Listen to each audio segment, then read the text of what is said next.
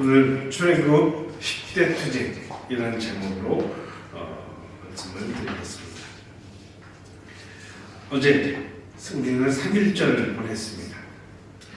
조선이 나라가 망한 이후 10년 만에 이 백성들은 나라 잃은 백성의 고통이 무엇인지 처절하게 느끼게 됐습니다.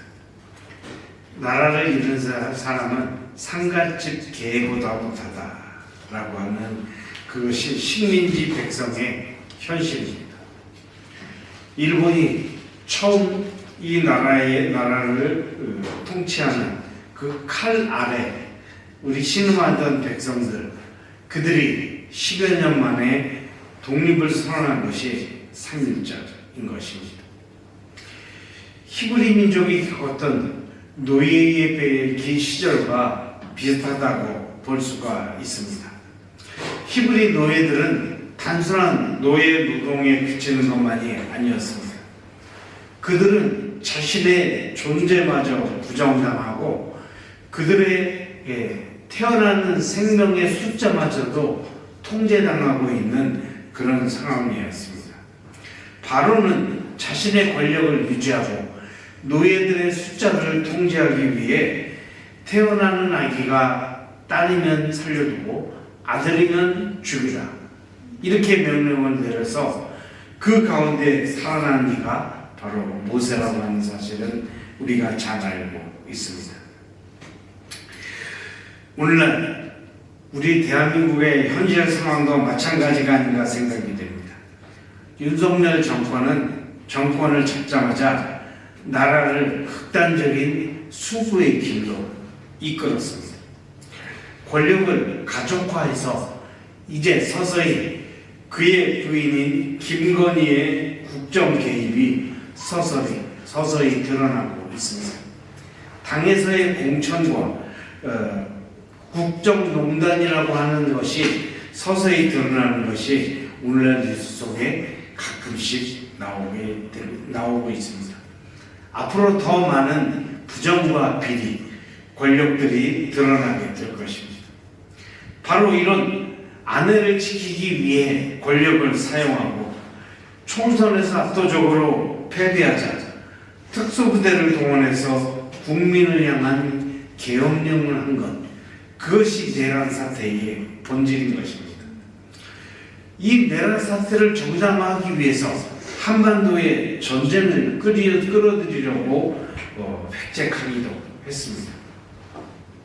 우리는 지난 한국전쟁 1950년 6월 25일 그 전쟁의 발발을 잘 알고 있습니다. 하지만 이때 일주일 전에 6월 19일에 대한민국 제2대 국회가 개원한 것은 모르실 것입니다. 첫 번째 총선이 벌어지고 나서 그 1950년 이승만이 패배했습니다. 그때는 지금 같은 여야 같은 체제가 아니라 해방 이후의 그 혼란기였기 때문에 무소속이 과반수를 이루는 것이 되었습니다. 권력을 잡은 대통령의 여당이 과반수를 이루지 못하고 무소속이 과반수를 이루고 야당과 여당은 24석으로 동일한 숫자를 기록했다고 합니다. 이랬으니 여당인 대통령 권력에 대한 심판이요 패배라고 하지 않을 수가 없습니다. 그런데 그 일주일 뒤에 6월 25일 한국전쟁이 발발한 것입니다. 전쟁이 발발하자 무소속 의원들은 이승만을 지지할 수밖에 없었고 전쟁 상황이었으니 대통령을 중심으로 나라가 뭉치지 않을 수가 없었던 것입니다. 한국전쟁의 발발에 대한 의문을 던져주는 것이 이 첫째 사건인 것입니다.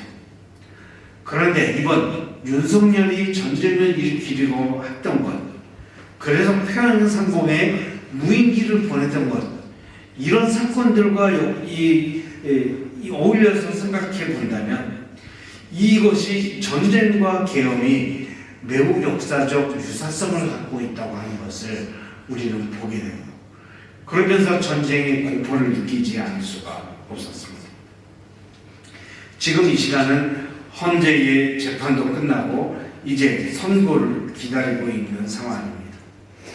이런 시점에 그동안의 계엄과 내란 시도, 그리고 그것의 실패와 국민의 저항의 과정, 그가 체포당할 때 저항했던 모습, 그리고 그 과정, 헌법재판소의 재판 과정을 통해 드러난 그의 많은 증언자들의 이야기를 되돌아보면서 과연 이 출애굽 해방의 과정 속에 있었던 일들을 통해 과연 이런 오늘날 우리가 받아야 될 교훈이 무엇인가를 생각해 보고자 합니다.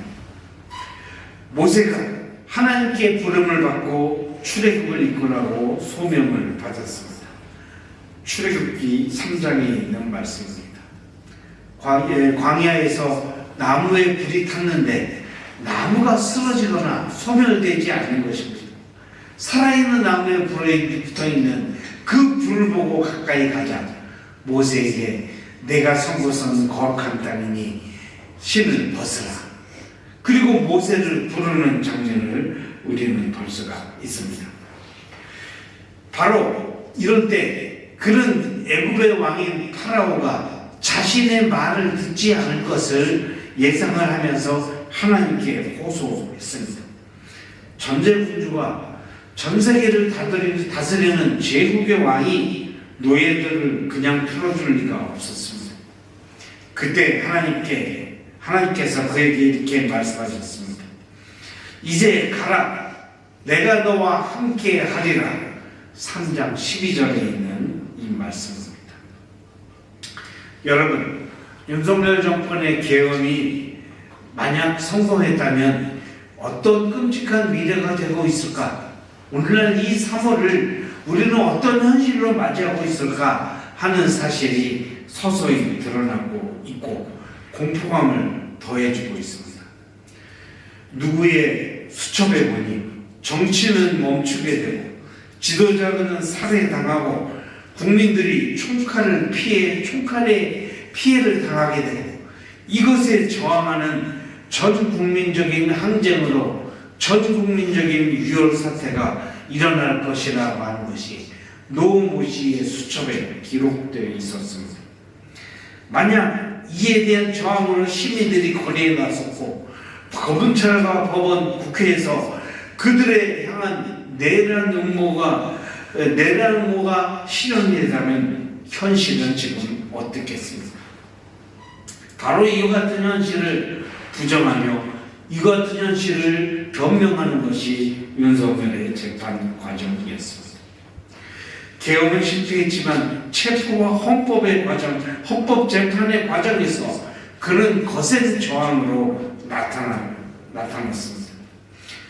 이런 윤석열의 저항 과정과 모세가 출애굽 이전에 받았던 이 바로의 10가지 재앙의 모습, 이런 것을 통해 나타난 투쟁의 모습과 우리는 이것을 유비적으로 한번 살펴보겠습니다.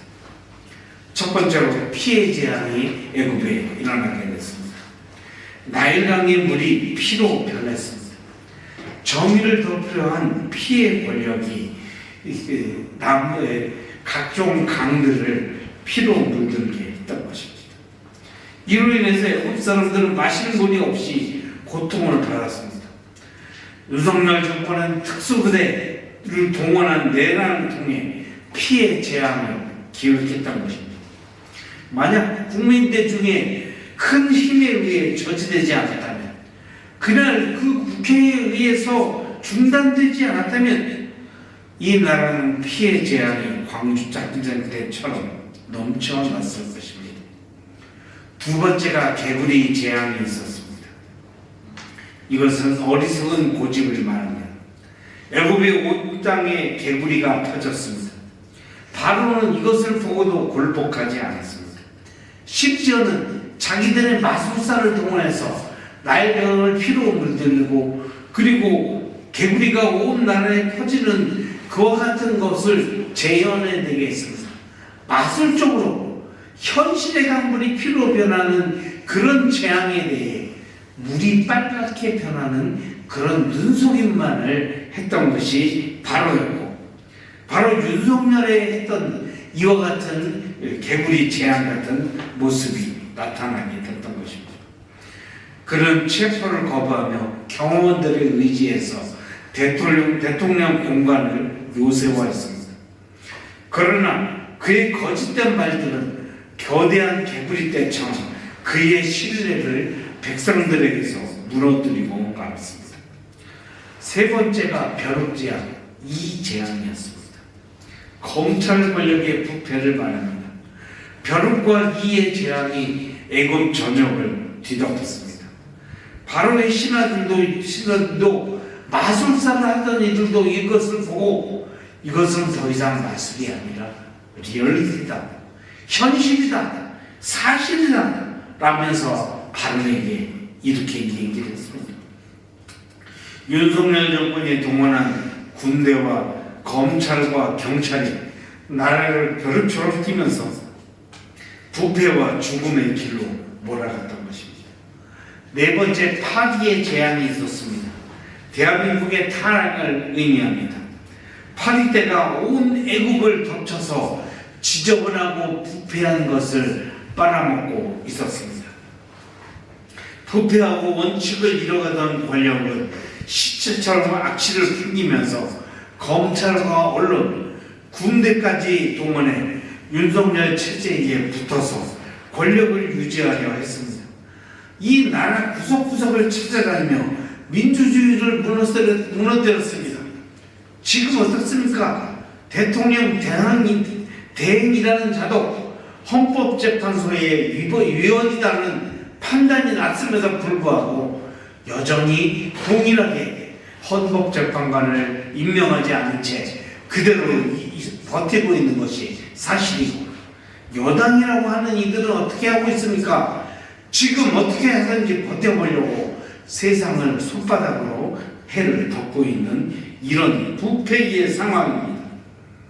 나라의 구석구석을 찾아다니며 민주주의를 무너뜨리고 헌법체제를 무너뜨리는 것, 그것이 이들의 상황이었습니다. 이제는 가축의 죽음이 벌어졌습니다. 애굽의 경제적 파탄에 이르게 됐다고 하는 것입니다. 애굽의 가축들이 모두 죽임을 당합니다. 윤석열 정권의 무능과 경제 파탄으로 인해서 이 나라의 중산층이 무너졌습니다. 지금 길에 가면서 보십시오. 건물 1, 2층에 있는 자영업자들이 한두 곳, 두세 곳 외에는 모두가 가게를 문을 닫고, 큰 길거리 뒷면에 있는 이면도로에 있는 가게들은 모두가 폐업하고 있는 그런 상황입니다. 국가 경제가 언제 파탄날 줄 모르고 자영업자들이 무너지는 이런 상황을 이미 수개월 전부터 이미 진행되고 있었던 것입니다. 마치 가축들이 죽는 애굽의 그런 재앙과 같은 일들이 벌어지고 있었던 것입니다. 여섯 번째는 악성 종기입니다. 바로와 그의 신하들과 그의 백성들을, 애굽 백성들의 등에 종기가 생겨났습니다. 자신들의 병을 감추려 했지만 결국 모든 사람들이 그것을 고통 속에 긁으면서 드러낼 수밖에 없었습니다. 윤석열 정권은 체포를 거부하며 터무니없는 논리를 터뜨렸습니다. 헌법재판소에 와서는 계엄이 아니라 계몽이라고 얘기했습니다. 이 시대의 가장 커다란 코미디가 이 순간에 탄생했습니다. 마지막 저걸 하는 와중에서 변호인 중에 한 젊은 여성 변호인은 최후 진술을 하면서 나는 계몽됐다 라고 선언을 스스로 고백을 하면서 스스로 멍청녀성을 온 나라에 드러내고 말했던 것이었습니다. 악성 종기와 같은 거짓 논리에 전 국민은 민주적인 이성으로 똑똑히 보면서 저항하고 싸웠던 것입니다. 일곱 번째, 우박의 재앙이 내려비쳤습니다. 헌법재판소의 첫 번째 결정, 우박이 애국을 쳤습니다. 윤석열의 거짓이 밝혀졌습니다. 구속을 취소해달라고 하는 것도 기각이 되고 말았습니다. 헌법재판소의 직인 가운데 특수전 사령관이라고 하는 사령관 14개짜리 장군과 국정원 제1차장은 문을 부수고라도 들어가서 끄집어내라는 지시는 대통령의 지시였다. 나에게 그렇게 전화했다. 비와 폰으로 녹음은 되지 않지만 그렇게 말했다고 전 국민 앞에서 직접 증언했습니다. 14명의 체포 대상자 명단이 실제로 있었고 실제로 내려졌다고 하는 것이 국정원 1차장의 증언으로 확정되었습니다. 내라는 것은 이렇게 결정적으로 많은 증언에 의해서 증거물에 의해서 확정되었습니다. 하지만 바로는 여전히 굴복하지 않았습니다. 메뚜기 재앙이 8번째 재앙입니다. 정권의 몰락을 의미합니다. 메뚜기가 애굽의 모든 곡식을 먹어치웠습니다. 윤석열 정권은 더욱더 고립되고 국민의 신뢰를 잃고 더 많은 국민들이 그에게서 돌아섰습니다. 일부 극우의 극우 사람들, 일부 종교 맹신도만이 그의 곁에서 허무한 외침을 하고 있을 따름입니다. 9번째로 흑암의 재앙이 내려왔습니다. 이제 마지막 저항이 그들이 하고 있는 저항이었습니다. 애굽 온 땅에 어둠이 임한 것입니다. 윤석열은 스스로를 방어하기 위해 거짓 선동을 퍼뜨리고 마지막 순간까지 자기를 정당하다고 하고 이 세상에 간첩들이 넘쳐난다고 이야기하면서 야당도 간첩이요, 헌법재판관도 간첩이요, 누구도 간첩이요, 대한민국의 모든 것이 나만 빼고 다 간첩이라고 이렇게 최후의 증인 이야기를 했습니다. 서부지방법원이 폭력으로 공격을 당하고 이제는 헌재를 공격하겠다고 위협을 합니다. 하지만 그들은 하나씩 체포되고 있고 모두가 구속되고 있습니다. 마지막 저항의 불꽃이, 마지막 저항의 이런 어두움이 아직 이 땅의 어두움을 덮고 있는 이런 상황, 마지막 흑암의 재앙이 덮고 있는 것이 현재의 대한민국이라고 볼 수가 있습니다. 마침내 마지막 10번째 재앙이 내려닥칩니다. 최후가 다가오는 것입니다. 바로의 장자가 모두 한날 한시에 죽임을 당했습니다. 정권이 파면으로 무너지게 될 것이라는 것입니다. 그에 대한 파면 선고의 날이 이제 다가오고 있습니다. 그는 자신을 보호하기 위해 온갖 괴변과 모든 힘을 동원했지만 결국은 국민들의 손에, 대중의 손에, 그리고 헌법의 손에 의해서 심판을 받게 되었습니다.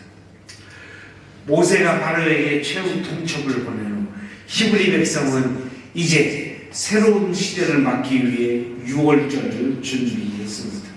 패스오버 데이, 오버에서 지나가는 그날 6월절 언양의 피가 묻어있는 그 하나님의 백성들은 모두 이 다음날 통도올 그날 새로운 시대, 새로운 날을 위한 출발을 기다리고 있었습니다. 우리 대한민국의 모든 이들은 이런 패스오버의 날, 6월절의 날, 새로운 시대의 출발을 위해서 모두 준비하고 있었습니다. 윤석열 파면 현대기의 결단이 내려질 때 온 국민은 이 새로운 걸음을 시작하게 될 것입니다. 결론을 내리겠습니다. 우리는 모세와 바로의 10가지 재앙이라는 투쟁을 통해 오늘날의 현실을 살펴보았습니다. 지난 12월 3일부터 3월 3일인 오늘까지 3월 2일인 오늘까지의 투쟁으로 우리는 6월절 새로운 출애굽을 준비하게 됐습니다. 마치 우크라이나 전쟁도 마지막 종전을 위한 그 마지막 고비를 넘어가고 있습니다. 우리는 외신을 통해 트럼프와 젤렌스키가 그 워싱턴의 백악관 중심, 세계의 역사가 써지는 그 중심에서 하고 있는 그 논쟁들을 바라봤습니다. 전쟁을 확산하려고 하는 자와 전쟁을 중단하려고 하는 세계의 흐름의 투쟁입니다. 그 투쟁의 결과 세계는 평화의 시대를 열게 될 것입니다. 그리고 그와 함께 대한민국 또한 새로운 시대를 향해서 나아가게 될 것입니다. 우리는 새로운 6월절을 향해 준비하고 아직 끝나지 않는 이 싸움을 잘 마무리해야 되겠습니다. 이런 희망의 봄을 맞는 가운데 우리가 승리하는 여러분과 제가 되기를 주님의 이름으로 부탁을 드립니다. 기도하겠습니다. 하나님 아버지, 이제 3월 희망의 봄이 다가옵니다. 윤석열 정권에게 파면의 선고가 내려지고 온 국민은 6월절 새로운 시대의 새로운 출발을 시작하게 됩니다. 지난 2017년에 한번 출발했지만 그 실패했던 쓰디쓴 교훈을 갖고 새로운 시대를 열어젖히게 될 것입니다. 마침 세계 또한 새로운 시대, 평화의 시대, 종전의 시대를 향해 나아가고 있고 한반도 또한 6.25 전쟁을 충전하고 이제 새로운 평화협정을 하며 그리고 평화와 통일의 그날에 새로운 희망이 문득문득 올라오고 있는 이러한 봄입니다. 아직도 수위가 남아있는, 아직도 흑암이 남아있지만 이런 희망을 향해 우리의 걸음 걸어가도록 은혜를 베풀어 주시고 하나님의 복음의 새로운 나날들이 펼쳐지게 해 주시옵소서. 예수님의 이름으로 기도드리옵나이다. 아멘.